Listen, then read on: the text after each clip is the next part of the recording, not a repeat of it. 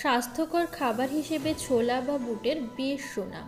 এটা মুখরোচকও বটে, শক্তিও দেয়, পেটেও থাকে বেশ কিছুক্ষণ। কাঁচা ছোলার গুণ সম্পর্কে আমরা সবাই জানি, আবার হয়তো অনেকেই জানি না। যারা জানে না তাদের জন্য আজকের আমার এই ভিডিওটা। যদি ভালো লেগে থাকে লাইক শেয়ার করতে ভুলবে না এবং আমার চ্যানেলটিকে সাবস্ক্রাইব করো। প্রতি 100 গ্রাম উপযোগী খাদ্য ছোলায় আমিষ বা প্রোটিন প্রায় 18 গ্রাম, শর্করা থাকে 65 গ্রাম, ফ্যাট থাকে 5 গ্রাম।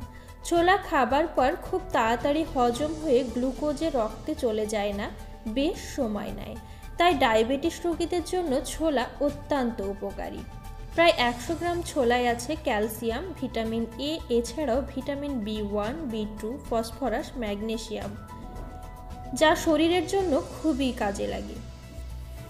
এবার আসি যারা হার্টের সমস্যায় ভোগে তাদের জন্য ছোলার উপকারিতা।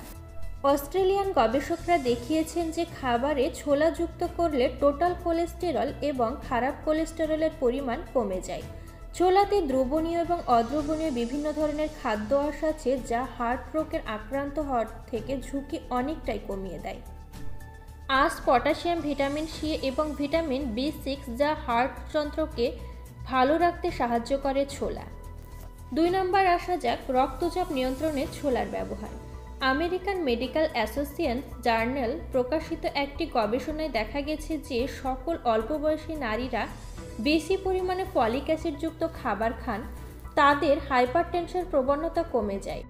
যেহেতু ছোলায় বেশি পরিমাণ ফলিক অ্যাসিড থাকে, সেহেতু ছোলা খেলে রক্তচাপ নিয়ন্ত্রণ রাখা সম্ভব।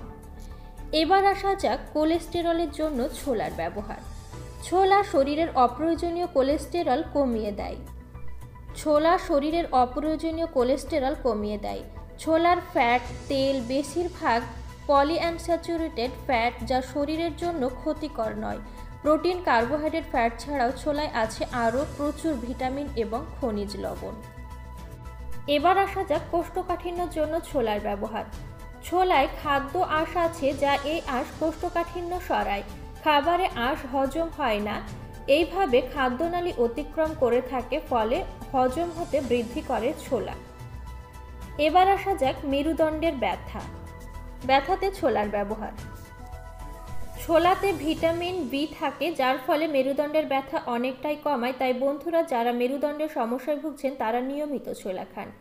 রমজান মাসে ছোলার ব্যবহার। রমজান মাস মানেই অবশ্যই ছোলা লাগবে, আর সেই ছোলা যদি একটু মুখরোচক না হয় তাহলে কিন্তু রমজান মাসটা ঠিক জমে না। রমজান মাসে ইফতারের সময় প্রয়োজনীয় খাবার হলো ছোলা। প্রচুর পরিমাণে পটাশিয়াম থাকার কারণে রমজানে ছোলা অত্যন্ত উপকারী একটি খাবার। রোগ প্রতিরোধ ক্ষমতাও বাড়াতে সাহায্য করে ছোলা। এবার যারা ওজন কমাতে চান তাদের জন্য ছোলার ব্যবহার। ছোলা সাথে যদি একটু টক দই খাওয়া যায় তাহলে কিন্তু ওজনটা অনেকটাই কমে যায়। সবজি খাওয়ার সাথে সাথে ডাক্তাররা এটাই পরামর্শ দেন যে ছোলা এবং কাঁচা ছোলা ও টক দই একসাথে মিশিয়ে খেলে অনেকটাই ওজন কমে যায়। এবার আসা যাক যাদের শরীরে প্রোটিনের প্রয়োজন, তাদের মাছ, মাংস, দুধ, ডাল সবই খেতে হয়, যার মধ্যে প্রোটিন, ফ্যাট আর প্রোটিন হিসেবে আমরা ডাল এবং বাদাম খাওয়ার পরামর্শ দিয়ে থাকি।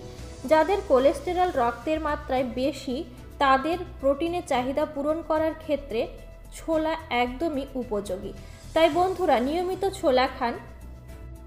যদি আমার ভিডিওটা ভালো লেগে থাকে লাইক শেয়ার করতে ভুলো না। পুরো ভিডিওটা দেখার জন্য ধন্যবাদ।